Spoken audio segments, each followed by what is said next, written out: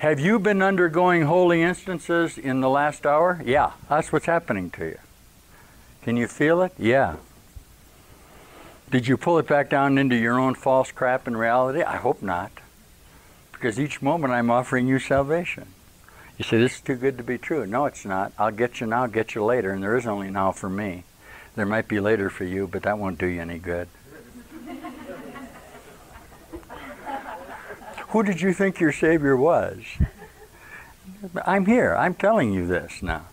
All I'll ever do is tell you this. You say, well, later on somebody else is going to tell me. No, that'll be me. Isn't that funny? You don't like to hear this. Can anybody really, you guys hear me? How many can really hear this?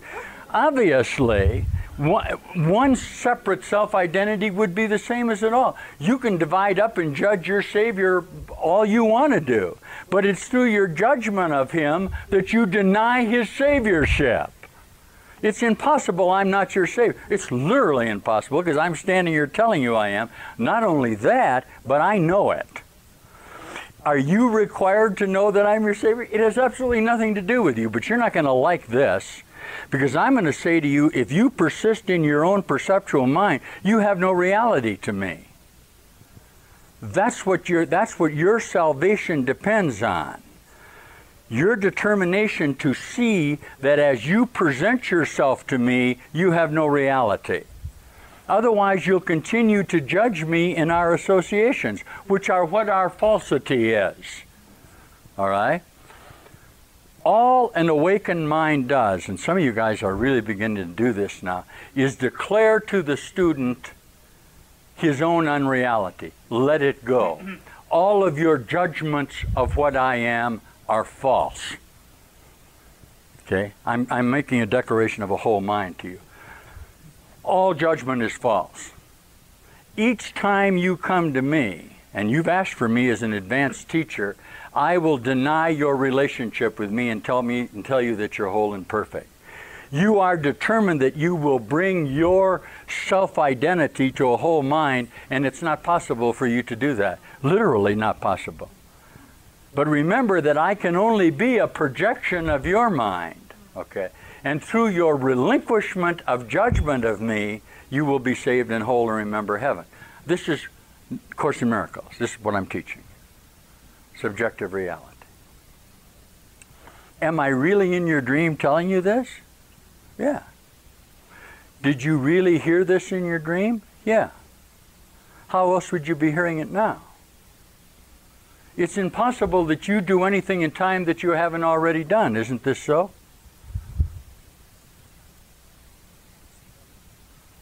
Tell me something that you haven't already done. Come on. Well, you can't. You say, I don't know what I haven't already done. Well, sure you do. As soon as you tell me, it's already done. Why? Perception is always past tense. Everything has already happened. You're just reliving in your own dream. You keep reliving the same dream over and over. You play different parts of it. This is lovely, chapter 26 in the course.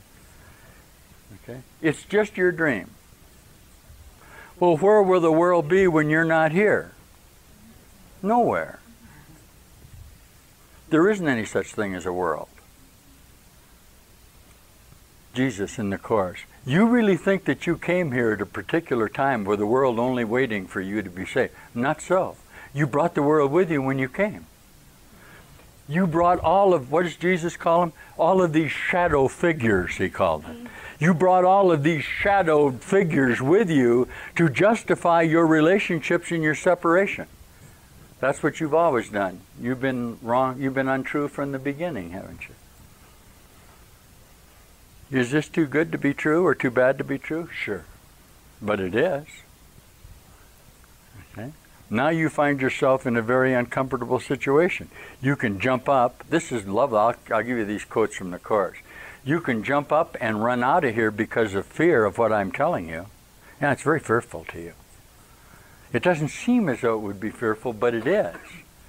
I'm now threatening you with your own reality. This is that barrier that you need to pass in the relinquishment of your own perceptual form. Jesus says this is the illusion of thought forms that you have constructed to keep yourself from seeing the reality of the light that's all around you. Literally, you have done this. You have capped what? Your own perceptual mind. All right? That's fearful for you. Okay. All of the admonitions of the minds about you that you think our minds will say, don't do this. Don't decide to make this commitment. Okay. You're at your point of fear. Now, always before you have turned back from this. Okay? This time you're not going to. Why? I'm here to help you at that point. Okay. I'll sustain that for you very easily, but I can't do it for you. See, it's only in your own mind, right? Nobody can do it for you. You say, well, Master, why don't you do this for me? I can't.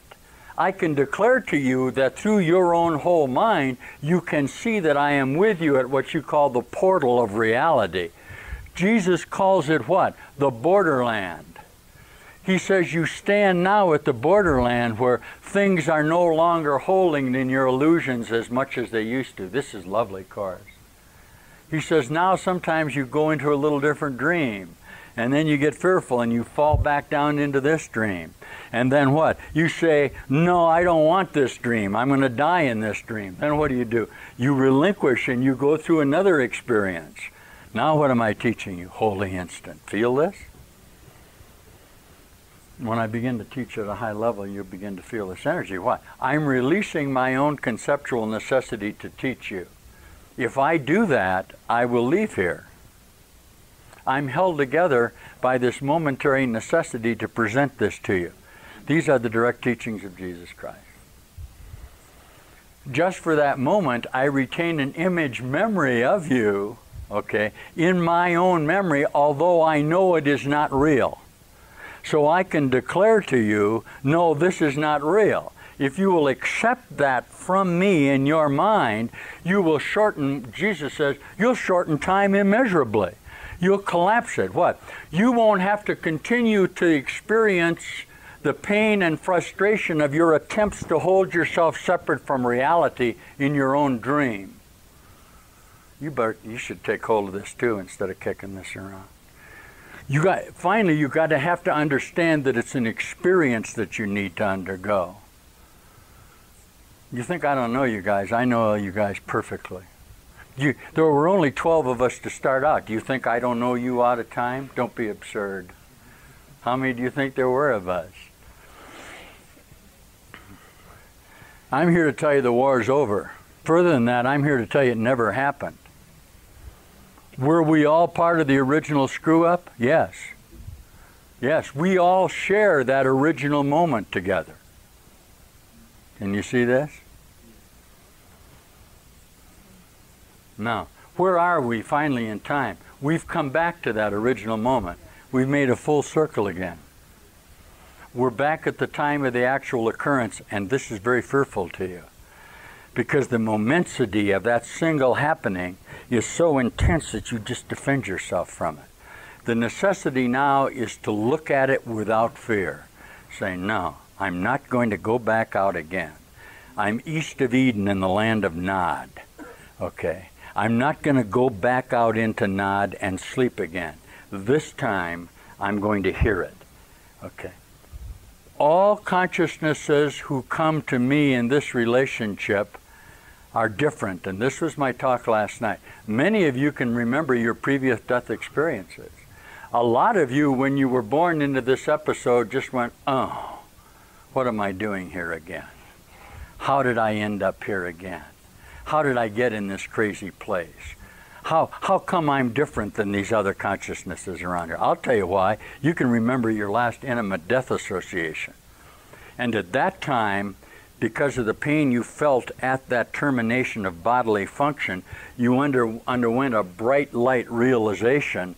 And subsequently, because you had not undergone the total exponential experience, had to come back into another association. This is a little occult. I don't know where you hear it. I'm giving you a fact here. Now, what am I inducing in the holy instant? The death experience. I'm literally inducing this light brightness that you felt at your last episode of death. Have you ever seen a bright angel of light around a dying? Have you been around people that died much? Some of you healers, or so-called healers, that have been around consciousnesses have died, have had the experience, I have a lot, when I used to work with dying, of actually seeing the release of their own energy and the actual extension from their chakra. Lovely light and energy will come around them, and they will exalt, many times they'll exalt the Lord. I've heard declarations of New Jerusalems and all of this new bright association as they what? Apparently depart the body. Is this what you're undergoing now? Of course. What did you think you're undergoing? Now, what you're going to do is undergo it with a full realization of all of the memories that you have brought with you into this configuration. Nicodemus, know ye not ye must be born again? This is that happening, that death experience that you're afraid of. In order for you to be born again, you must undergo the death. Okay, here's the top teaching. Each moment this is occurring. Each moment, time lasts but a moment, and you are living within that moment, all of your so-called death experiences. You guys that begin to read the Course entirely differently than you've ever read, these are direct quotes from the Course in Miracles. You can stretch that into 50 years or 80 years or 100 years if you want to, but it was only a moment. And each moment it is available to you to come back into eternity through the relinquishment of time in your association with yourself. I guarantee you that that's true.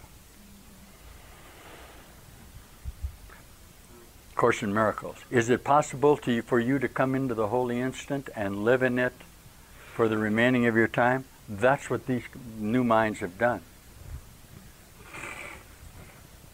This mind, these minds. The light begins to shine out of their reassociations with themselves. Can you get this by judgment of them? Don't try. Don't try. That's the fallacy, isn't it? Oh, gee, I can see that he's undergone an experience. I wish that could happen to me. Nonsense. He's a projection of your mind and a denial of the experience that you must undergo. Do not judge your brother in his spiritual acuity, his capacities to undergo what these consciousnesses are doing. This is a process of individual atonement. Your sole function here is to undergo this experience for yourself, for indeed you are the world, aren't you? And that's what's happening to you, and that's what you're doing. Be grateful that you got a shot at this, right?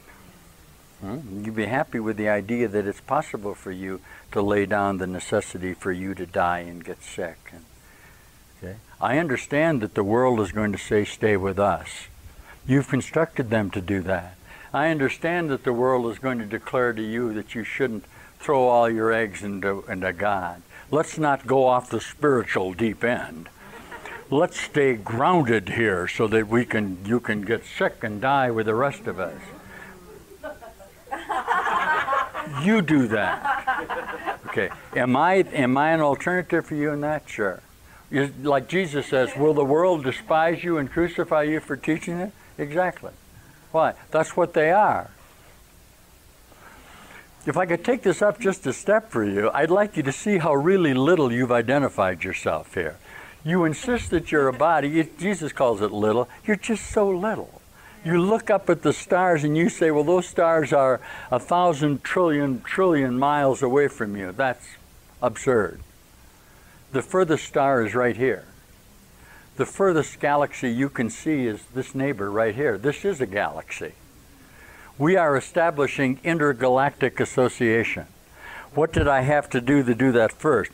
I have to take my microcosm in the distance in my subatomic particle association, which is exactly the same as out there.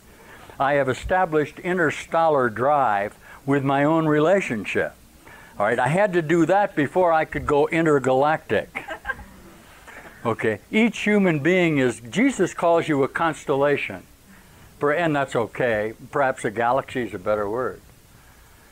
Okay? Until you had interstellar drive, you had to fight the distance of your own chakra, what you call in Revelations your own church. Well, it took you 10,000 light years to get from your stomach association to your mind. Because you tried to do it at the speed of light. But remember, measured subatomically, the distance from your stomach to your head is approximately 18,000 light years. There's just exactly as much smaller than you as there is bigger. Can you hear any of this?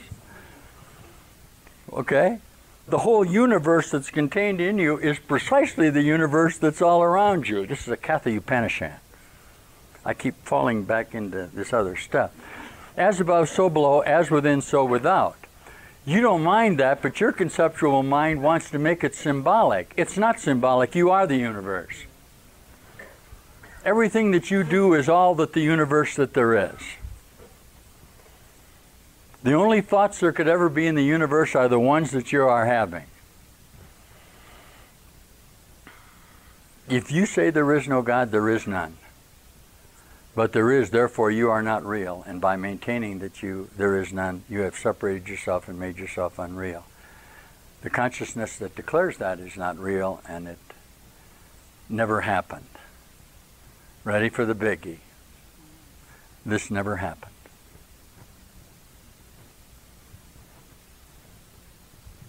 It's impossible that this, look around you, for crying out loud. It's like you're standing in a real small place. It's like you fell into a well and we're fishing you out. I'm in a little line down now. Take a hold of the darn thing and I'll pull you out. Instead of trying to keep turning around within your own dream. You got knocked out. You're hallucinating. You're asleep. You're dreaming. This isn't real. I'm right in the middle of your dream telling you to wake up, okay?